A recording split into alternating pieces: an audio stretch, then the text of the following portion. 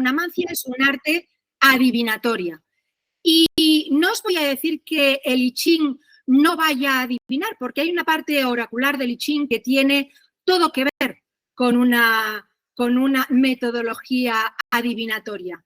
Pero el I Ching es que va mucho más allá de eso. Y supongo que es por esta razón por la que creo que esta primera parte, que es la más teórica antes de llegar al punto número 2, es importante y me gustaría, por favor, que los que no estéis muy a favor de la teoría, yo voy a intentar hacerla tan breve y tan didáctica como me sea posible explicarla, pero estar al caso, porque en el contexto del I Ching encontraréis el porqué de la diferencia del I Ching con otros muchos métodos. No es una mancia. ¿Qué es el I Ching? El I Ching, por supuesto, es un arte adivinatorio, un arte adivinatoria. Claro que sí, a través del I Ching tú vas a poder, y te digo que lo vas a poder hacer, o sea, lo podías hacer antes de esto y lo podrás hacer inmediatamente después de esto. No hace falta un curso. Yo he estado mucho tiempo usando el I Ching, he estado muchos años con lo que el I Ching me podía dar, pues con el libro, unas cartas o las monedas y poco más. El tema es que el I Ching te va enamorando de a poco, y eso lo digo con toda la emoción del mundo, porque es la pura realidad, porque el I Ching no se conforma con adivinar algo que ya te ocurrió, que lo hace, que te está ocurriendo, que por supuesto que lo hace, o que te va a ocurrir mañana o hasta en 10 años, que por supuestísimo que lo hace. El tema es que a través de este arte, que sí, que el I Ching también contiene, uno se va dando cuenta antes de un webinar como este que el I Ching es mucho más. ¿Por qué es mucho más? Porque ofrece, y ahora voy a incidir en 4 puntos, y estos 4 puntos son esta parte teórica del segundo punto del índice, en el que quiero, por favor, que estéis muy atentos. Voy a hacerlo tan bien como pueda, pero escuchad bien. Mirad, ¿por qué el I Ching es diferente de otras metodologías? Punto número 1. Porque tiene más de 5.000 años. De hecho, antes de estos 5.000 años, un poquito antes, no se sabe cuándo, porque estamos hablando de muchísimo tiempo, 5.000 años desde ahora, 3.000 y más años antes de Cristo, en un origen incierto, se origina la diferencia, y ahora no tenemos tiempo de contarlo, todo esto va a ser muy breve, pero el mundo origina en Oriente la diferencia entre el yin y el yang. Cuando lo contemos con un poco más de calma lo vais a entender mejor, pero me parece que es vox populi que el yin, que se origina hace más de 5.000 años, termina por definir esa polaridad. Conjuntamente con el yang son las dos polaridades fundamentales, son los dos principios fundamentales. Uno es el yin y el otro es el yang. El yang, que es el primero, porque es el primero, una de las fuerzas del yang es ser el primero, lo que inicia, lo que incita, la dirección, la voluntad. Bueno, pues ese yang se erige como principio masculino.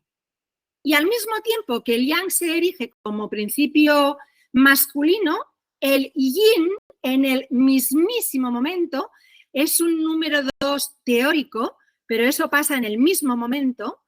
El yin se erige como la fuerza femenina, la fuerza que recibe, la fuerza que guarda, la que protege, la que es oscura, la débil. Bueno, cuidado porque femenino y masculino no quiere decir lo que pensáis que quiere decir, pero eso está explicado un poco más en el webinar de hoy, por lo tanto ahora no me voy a extender. Ya, hace mucho más de 5.000 años estas nociones empiezan a quedar claras. Número 2 de los 4 puntos. Hace 5.000 años, no mucho más, a lo mejor un poquito menos, hay un rey arquetípico, mitológico, cuenta la leyenda, que hay un rey que se llama Fuxi, que está en las aguas del río Amarillo y de repente de surgir de entre las aguas, bueno, unos dicen que es un caballo, otros dicen que es un dragón, da igual. A lo mejor tiene un poquito más de prestigio, es el caparazón de una tortuga y en ese caparazón de tortuga ve unas marcas y en ese mismo momento tiene una revelación divina, lo que ahora conoceríamos como una canalización sin pedirla. Bueno, a través de esa canalización de hace tantísimo tiempo y mirando las marcas, el rey Fuxi se da cuenta de que hay una especie de comunión entre las marcas, el yin y el yang, y esa revelación que tiene en este momento. Y dedica toda su vida, esto es importantísimo, por favor no os perdáis. En ese momento él se da cuenta de esto y dedica toda su vida al estudio de esas marcas. Bueno, de todo el tiempo que él dedica a estudiar esas marcas, al final se concluye un primer corpus del I Ching, que por supuesto en ese momento no se llama I Ching, pero es un primer corpus donde él trabaja las marcas de manera que otorga a la marca entera, luego esto será una línea, pero todavía no os lo he contado, a la marca entera larga sin interrupción, dice que esa marca es un yang, el símbolo de un yang. Y a la marca también longitudinal, pero partida como rota por el medio, él dice que es un yin. Entonces, trabaja con estas marcas y las combina tanto como puede en grupos de 3 y, atención, si tuviera un tambor lo haría sonar porque ahora sí que empezamos y llegamos al primer punto fundamental del I Ching.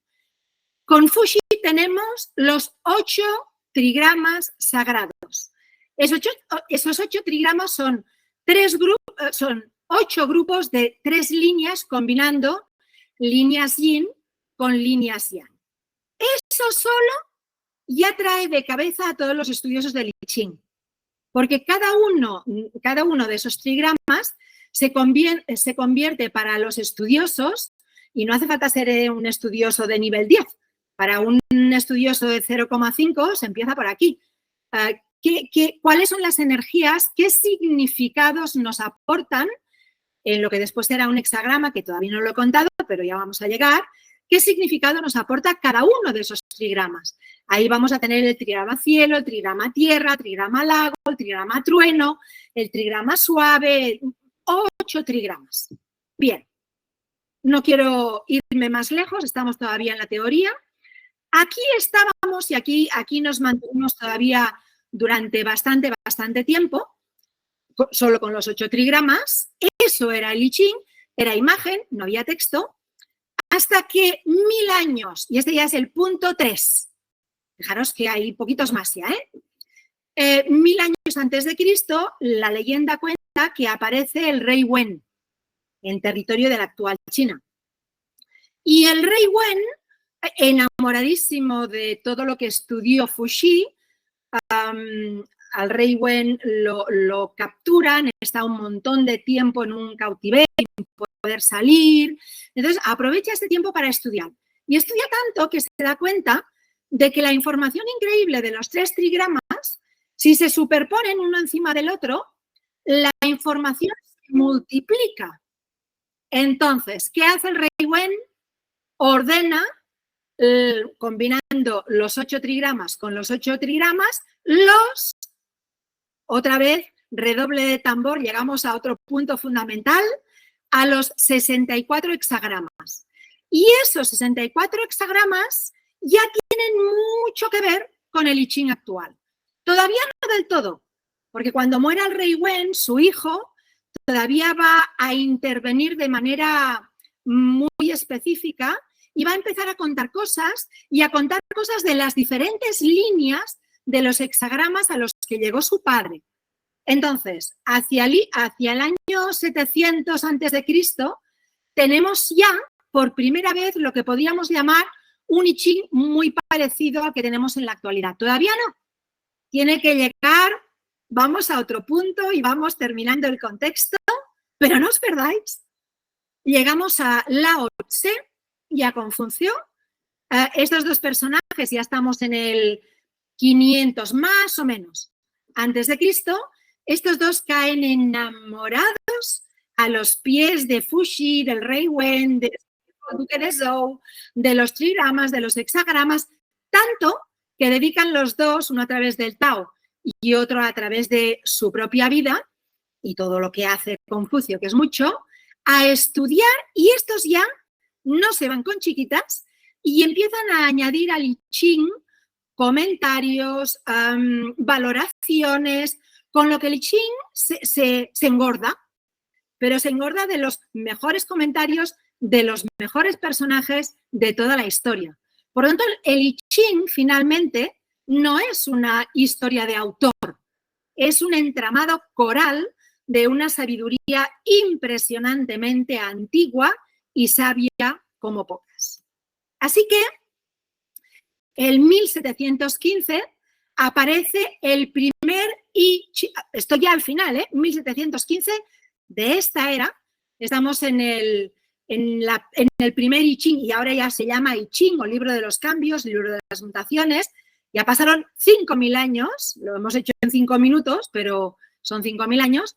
En el 1715 tenemos el primer I Ching oficial, y de aquí, esto es muy difícil porque os ahorro la historia, pero aquí vinieron guerras, inundaciones, quemas de libros, bueno, un zafarrancho de combate importante, pero al final del zafarrancho, un sinólogo y un historiador y un sacerdote alemán que se llamaba Richard Wilhelm, hay que meterlo en un imán en la nevera, si es que os vais a dedicar al I Ching, pues este señor tradujo del chino original, de la versión original mejor de toda la historia, lo tradujo del chino al alemán. Y es de este libro del que beben todos los autores que en este momento tienen libros en el mercado. Por lo tanto, tú puedes tener autores de referencia, muchos, diversos, variados, pero el libro que utilizaremos en el Fortuna, por ejemplo, y si hacéis alguna lectura con Talam, el que utilizamos siempre, es el libro de Richard Wilhelm, el de I Ching. Bien, ¿cómo estamos? ¿Bien? ¿Vamos allá?